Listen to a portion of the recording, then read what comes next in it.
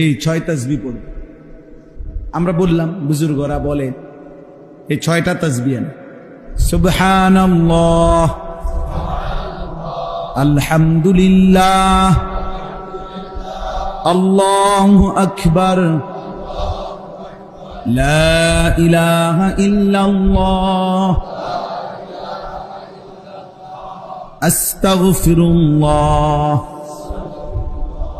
সাল্লাল্লাহু আলাইহি ওয়াসাল্লাম। হইলনি 6টা হইছে নি? এর মধ্যে 4টা আল্লাহ তাআলার তাসবিহ, একটা আমার নিজের জন্য গুনাহ মাফ চাইলাম, একটা রাসূলুল্লাহ সাল্লাল্লাহু আলাইহি ওয়াসাল্লামের উপর দুরূদ শরীফ পড়লাম। বাহ, কেমন সুন্দর হয়ে গেল বলেন।